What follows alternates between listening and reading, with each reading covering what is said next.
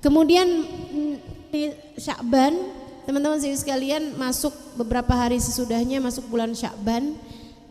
Kalau saya lihat bulan Sya'bannya awal kali masuk pada malam Jumat. Jadi Jumat itu udah masuk tanggal 1 Sya'ban. Nah, itu perbanyak sholawat. Yang tadinya saling kita perbanyak istighfar, baca habis maghrib sama isya itu, habis maghrib sama habis subuh istighfar gitu ya. Nah, sekarang balik lagi kayak dulu-dulu lagi, langsung baca zikir-zikir yang kayak biasanya. Tapi di hari-harimu di bulan Sya'ban perbanyak sholawat. Kenapa? Sebab firman Allah SWT yang berbunyi, A'udzubillahi minasyaitonirrajim, innallaha wa malaikatahu yusholluna 'alan nabi ya ayyuhalladzina amanu shollu 'alaihi wa sallimu taslima. Perintah untuk bersolawat turunnya pada bulan Sya'ban. Lagi pula bulan Sya'ban adalah syahrut tahliyah, bulan berhias. Bulan kita berhias, dan tidak ada yang lebih indah untuk menghiasi diri kita daripada sunnah-sunnahnya Nabi Muhammad, ajarannya Nabi Muhammad, dan cinta kepada baginda kita Nabi besar Muhammad sallallahu alaihi wasallam, dan juga solawat kepada baginda kita Nabi besar Muhammad sallallahu alaihi wasallam. Silahkan atur sendiri. Saya selama bulan Sya'ban mau banyak baca solawat. Solawat apa misalnya? Solawat Tibil Qulub, tiap hari mau baca 80 kali, bagus. Misalnya selama bulan Sya'ban saya mau baca solawat 100 kali solawat Fatih, bagus. 100 kali solawat Nariyah misalnya, bagus. Silahkan aja, silahkan atur-atur sendiri apa yang kamu mau baca, begitu ya. Yang pasti perintahnya adalah untuk kita memperbanyak solawat kepada baginda kita Nabi besar Muhammad sallallahu alaihi wasallam, biar tambah dekatnya menabi, tambah dekatnya menabi. Kamu tuh kan kalau nih kita nih ya, kalau deket sama yang bercahaya kan kita jadi lebih terang. Kamu harus tahu bahwa di alam semesta ini nggak ada yang lebih terang, nggak ada yang lebih indah daripada baginda Nabi besar Muhammad. Maka kalau kamu semakin dekat sama Nabi Muhammad, kamu juga jadi semakin terang. Kamu juga jadi semakin indah, teman-teman sekalian. Nanti itu kalau kamu semakin indah, akhlak kamu jadi tambah bagus, bicara kamu jadi tambah bagus, ibadah kamu jadi tambah bagus. Yang bawaan pengen marah-marah mulu jadi enggak tuh, gitu kan? Yang biasanya ngadepin suami pengen kesel mulu jadi enggak gitu. Kenapa kok kayak begitu gitu? Karena kamu tambah dekat sama Nabi Muhammad sallallahu alaihi wasallam. Nanti lama-lama bukan kamu yang liatin saya jadi tambah indah kan gitu, enggak gitu. Tapi orang-orang di sekeliling kamu akan merasakannya. Nanti itu akan ada banyak tuh suami-suami yang bilang, ini kayaknya sejak ini nih berapa tahun terakhir ini nih tambah akhlaknya tambah bagus nih, tambah nggak gampang nuntut-nuntut nih, tambah nggak suka marah-marah nih, sejak sering ngaji nih sama Ustazah Halimah nih, sejak sering hadir maulidan nih, itu kan, sejak sering rajin sholawatan, emang lain jadinya nih. Istri saya jadi akhlaknya jadi tambah lebih bagus gitu. Anak-anak mungkin tambah ke depan akan tambah banyak yang bilang, sejak ibu saya sering hadir majelis, sejak ibu saya sering sholawatan, sejak ibu saya jadi jarang marah-marahnya, ibu saya jadi lebih lembut bicaranya. Saya rasa akan tambah banyak ibu-ibu yang juga akan mengatakan hal yang sama tentang anak-anak mereka. Mudah-mudahan akhlak kita jadi tambah lebih bagus, insya Allah, dengan kita semakin dekat dengan baginda kita Nabi besar Muhammad sallallahu alaihi wasallam. Cintai Nabi sebisamu mencintai seseorang. Kenali lagi Nabi Muhammad, lebih lagi deketin Nabi Muhammad, sering-sering dengerin tentang kajian-kajian tentang baginda kita Nabi besar Muhammad sallallahu alaihi wasallam. Nah, itu bulan Sya'ban jadikan bulan pendekatanmu dengan Nabi Muhammad sallallahu alaihi wasallam. Perbanyak sholawat di bulan Sya'ban. Kemudian teman-teman sekalian, malam nisfu Sya'ban. Ya, malam nisfu Sya'ban berarti malam 14 masuk malam 15. Jatuhnya adalah pada tanggal 13 Februari. 13 Februari. Jatuhnya juga malam Jumat. Luar biasa nih ya. Luar biasa, jatuhnya jadi malam-malam mulia semuanya juga nih. Insya Allah nanti malam nisfu Sya'ban baca Yasin 3 kali ya. Insya Allah sih teman-teman bisa ngikutin saya, kita lewat live streaming. Biar nggak bercerai-berai semuanya di rumah masing-masing, barengan sama keluarganya, kumpulin keluarganya, tapi kita buka live streaming aja. Kita ikut bersama-sama ba'da maghrib insyaallah. Ba'da maghrib insyaallah kita akan baca bersama-sama Yasin 3 kali. Yasin pertama dengan niat mudah-mudahan Allah karuniakan kepada kita berkah umur. Umur yang tak hanya panjang akan tapi juga panjang kebaikan-kebaikannya. Kita nggak mau umur asal panjang ya.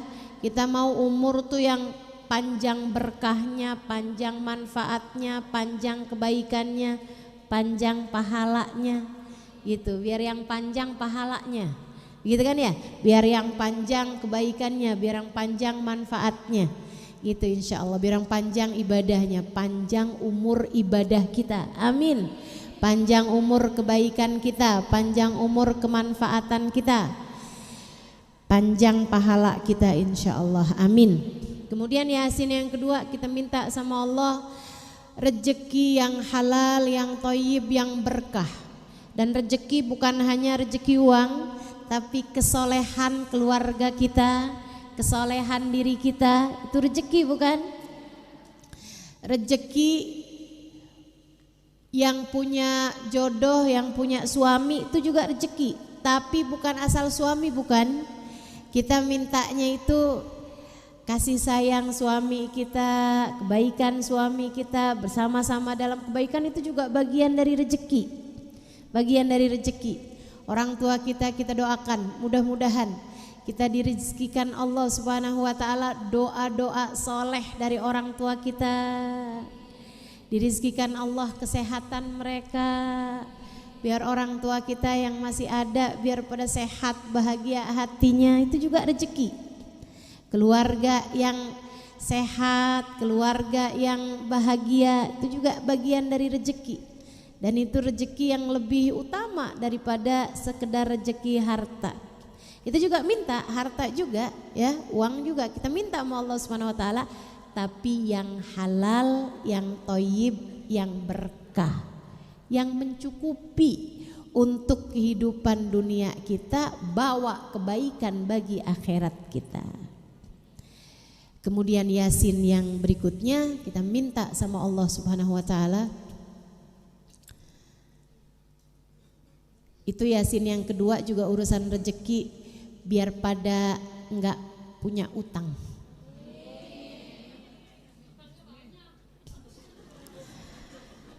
Kita minta sama Allah Subhanahu wa taala biar jangan sampai kita mati bawa utang. Keluarga kita juga kita minta sama Allah Subhanahu wa taala biar jangan sampai mati bawa utang. Repot urusannya teman-teman. Dan juga kita minta sama Allah Subhanahu wa taala nih, biar jangan pada gampang-gampang utang. Ibu sekalian, ngeri banget saya ketika melihat fakta bahwa Indonesia ini ternyata darurat pinjol. Ya. Pinjolnya berbanyak banget ya Allah Bu, udah jangan deh Bu, jangan deh. Serem banget saya ibu-ibu nih, jangan gampang-gampang ambil utang-utang. Itu ya, jangan, udah deh. Hidup kita ini biar kata sedikit tapi nggak punya utang tuh tenang hidupnya. Ya kan? Kalau misalnya duit kita banyak tapi utang kita juga banyak, naudzubillah, nggak ada tenang-tenangnya hidup. Kalau terus-terusan ditagih-tagih utang, bukan begitu? Udah deh, sering saya sampaikan padamu, sesedikit apapun uangmu cukup untuk membiayai hidupmu, tapi sebanyak apapun uangmu gak akan cukup membiayai gaya hidup. Karena ya kalau hidup pengen tenang jangan banyak gaya. Nah itu minta tuh, terutama yang masih pada punya utang, minta yang serius. Yasin yang kedua tuh, ya Allah rezeki yang cukup buat nutup semua utang ya Allah, biar kami hidup nggak pakai ada utang, gitu kan? Kita doakan juga keluarga-keluarga kita yang lagi kejerat utang biar pada bisa ketutup semuanya insya Allah. Kemudian Yasin yang ketiga, enggak kalah pentingnya. Ini malah yang paling penting, kita minta agar di saat ajal datang menjemput kita dimatikan dalam husnul khatimah. Minta sama Allah agar di saat ajal datang menjemput kita, Allah karuniakan keimanan, Allah karuniakan Islam, Allah bikin kita saat meninggal dunia, kita meninggal dunia dengan berbekal iman dan takwa yang mencukupi kita untuk diterima oleh Allah Subhanahu wa taala. Saat ajal datang menjemput kita, Allah karuniakan kematian yang indah bagi kita sekalian. Mati dengan berbekal cinta pada Allah, mati dengan berbekal cinta kepada Rasulullah. Mati sedangkan hati kita telah menjadi hati yang diterima oleh Allah Subhanahu wa taala. Amin ya rabbal alamin. Itu bacaan Yasin 3 kali akan kita laksanakan insyaallah pada malam nisfu Sya'ban. Udah Bu, nggak usah pakai ribet-ribet nyari-nyari dalil. Yang saya ajak adalah buat kamu baca Yasin. Itu Yasin adalah salah satu surat di dalam Al-Quran. Inna likulli syai'in qalba wa qalbul Quran Yasin. Segala sesuatu kata Nabi Muhammad ada hatinya, ada intinya.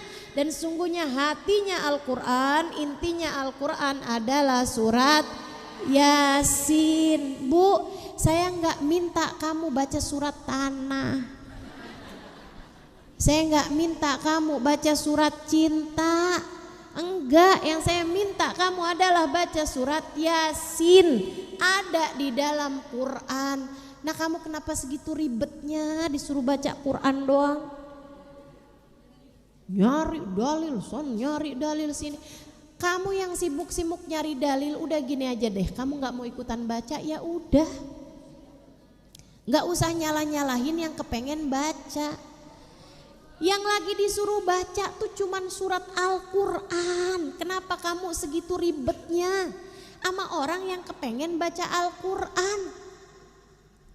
Ribet banget dah.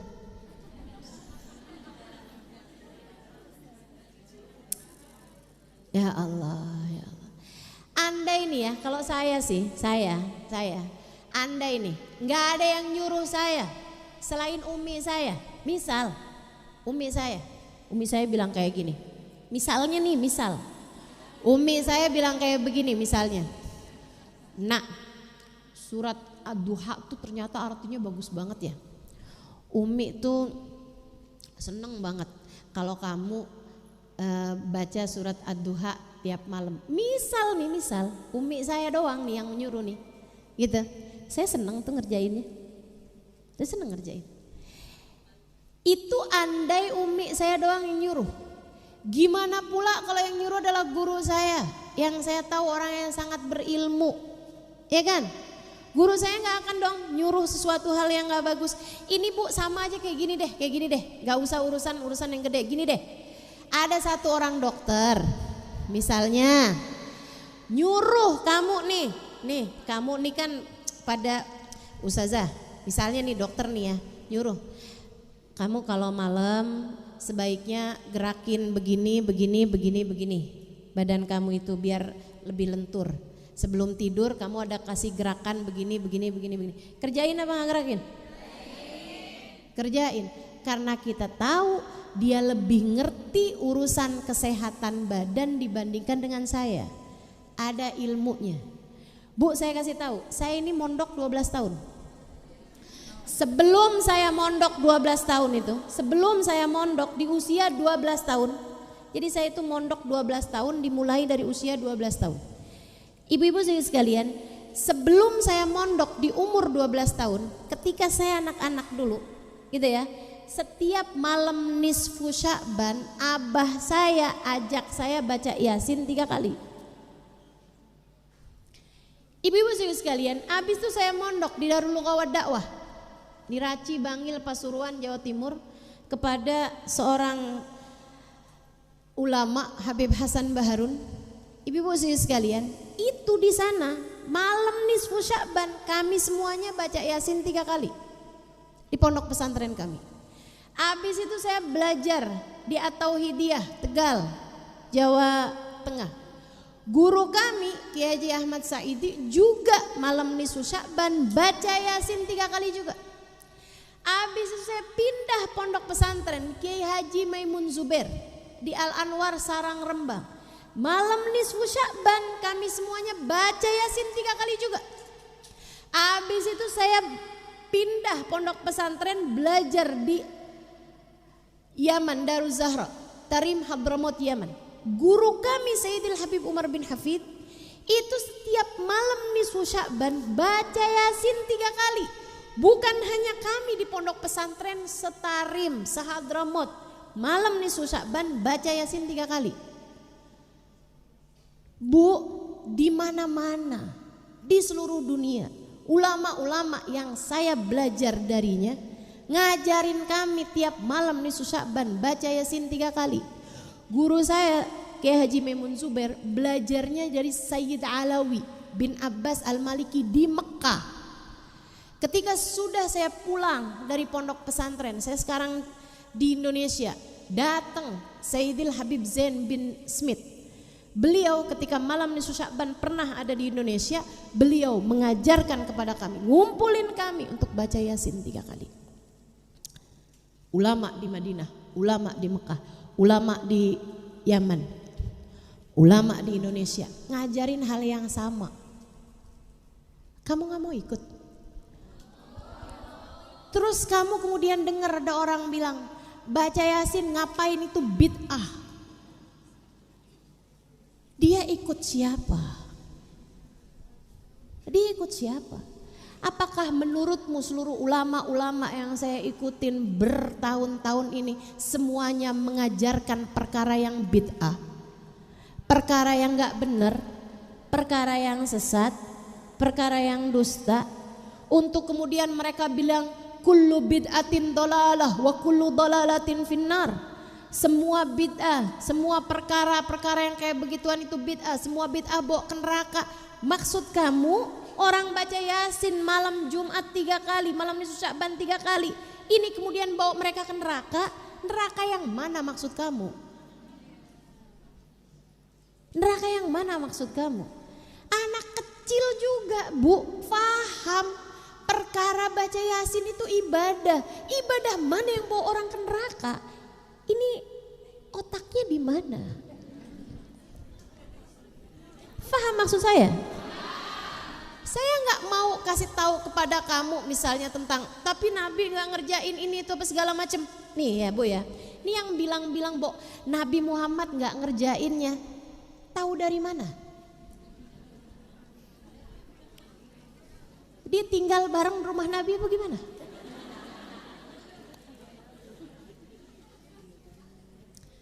Nggak ngerti lagi dah saya dah. Tapi kan semua yang nggak dikerjain Nabi, tahu dari mana kamu kalau Nabi nggak ngerjain? Makanya ibu-ibu sekalian udah deh, yang emang nggak mau ngerjain udah aja biarin, ya kan? Kamu juga udah. Kalau ada orang ngomong begini begitu apa segala macem, nggak usah didebat, udah diem aja. Udah bilang aja deh, kamu nggak mau baca ya udah. Begitu kan ya? Lagian orang-orang kayak gitu tuh mau ngerjain ini itu nggak nyari dalil. Giliran orang mau baca Yasin nyari dalil. Emang dasar males aja dah kayaknya. Baik, nah abisnya nisfu Sya'ban yang nggak biasa puasa sunnah haram puasa. Tapi yang wajib puasa karena masih punya utang tetap wajib dibayar. Ya, Ustazah saya masih punya utang puasa 2 hari, ya udah wajib bayar. Tapi sekarang udah malam nisfu Ustazah, nggak apa-apa besoknya silakan bayar. Nggak apa-apa, namanya puasa wajib mah tetap wajib bayar. Tapi kalau puasa sunnah, kalau kamu udah udah enggak lagi puasa, udah enggak boleh puasa lagi. Kalau misalnya nih ada orang biasa puasa Senin, Kemis, Senin, Kemis, Senin, Kemis, sampai lewat nisfu masih boleh apa enggak? Boleh, dengan syarat belum putus. Kalau udah putus, udah nggak boleh nyambung lagi. Misalnya ada salah satu Senin atau Kemis yang nggak dianggap puasain, lanjutnya udah nggak boleh lanjut lagi, gitu ya. Lanjutnya udah nggak boleh nyambung lagi. Kalau putusnya sesudah nisfu. Tapi kalau putusnya sekarang sih nggak apa-apa. Tapi kalau udah putusnya udah nisfu, udah nggak boleh lagi lanjut. Itu katanya baginda kita Nabi besar Muhammad sallallahu alaihi wasallam, idan tasafa Sya'ban fala tasumu. Kalau Sya'ban udah lewatin tengah-tengahnya, jangan puasa. Jangan puasa kalau udah Sya'ban lewatin tengah-tengahnya. Kemudian masuk bulan Ramadan, perbanyak baca Quran. Puasanya hati-hatiin, puasanya pakai sahur dan seterusnya. Taraweh jangan ditinggal. Taraweh itu berapa rakaat, Bu? 20. Witirnya berapa? Minimal 3. Paling banyaknya witir berapa? 11. Ya begitu ya, insya Allah. Mudah-mudahan semuanya dapat dikerjakan. Amin ya rabbal alamin.